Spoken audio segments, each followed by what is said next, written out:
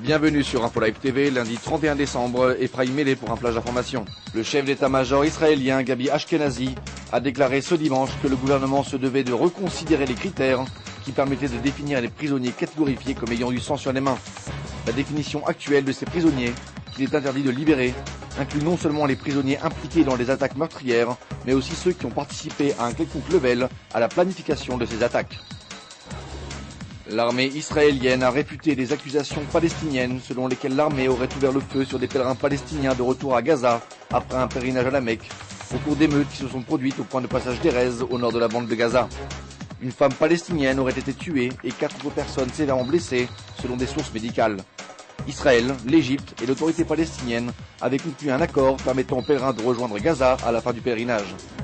Les brigades des martyrs d'Al-Aqsa, un groupe terroriste affilié au Fatah, ont appelé ce dimanche à l'assassinat du Premier ministre palestinien Salam Al-Fayad pour les motifs, je cite, de collaboration avec Israël. Monsieur Al-Fayad avait sévèrement condamné l'attentat perpétré par les terroristes palestiniens ce vendredi après-midi près de Hebron, dans lequel 2 jeunes Israéliens avaient été tués. L'Union européenne a sévèrement condamné ce dimanche ce qu'elle a qualifié d'abus d'aide humanitaire après l'annonce de la découverte par l'armée israélienne de produits chimiques destinés à la fabrication d'explosifs cachés dans des sacs de sucre en provenance de l'Union européenne.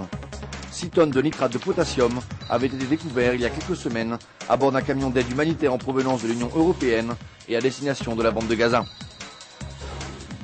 Les familles israéliennes auraient dépensé en 2006 une moyenne de 570 shekels par mois pour les dépenses de santé, chiffre représentant 5,1% du montant des dépenses totales du foyer. En comparaison, les familles israéliennes ne dépensaient que 305 shekels par mois pour les dépenses de santé en 1997, soit moins de 3,8% des dépenses totales du foyer. Retrouvez aussi une interview débat entre Olivier Ravovitz et Daniel Siman, directeur du bureau de presse gouvernemental israélien. Merci de nous avoir suivis. Bonne journée sur Info Live TV.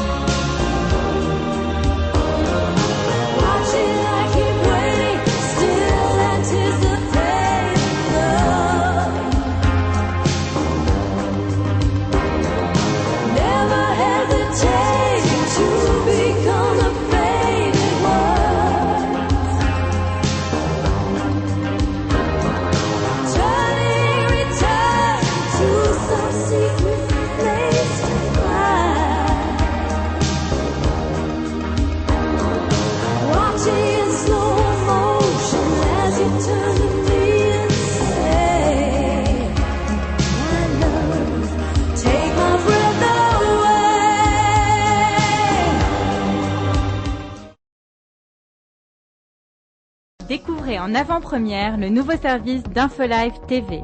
Recevez gratuitement chaque jour, en vidéo, les informations d'Israël et du Proche-Orient sur votre mobile. Pour vous abonner, entrez sur notre site www.infolive.tv et cliquez sur la bannière Service téléphone mobile. Aujourd'hui, le monde entier parle d'Israël.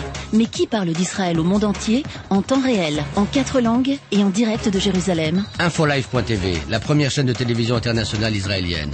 24 heures sur 24, 7 jours sur 7, suivez de l'intérieur l'actualité d'Israël et du Moyen-Orient. des reportages, des interviews, un grand journal et des flash infos en images dès que l'actualité l'exige. Infolive.tv, votre regard direct et vrai sur l'actualité d'Israël. Retrouvez InfoLive sur internet www.infolive.tv.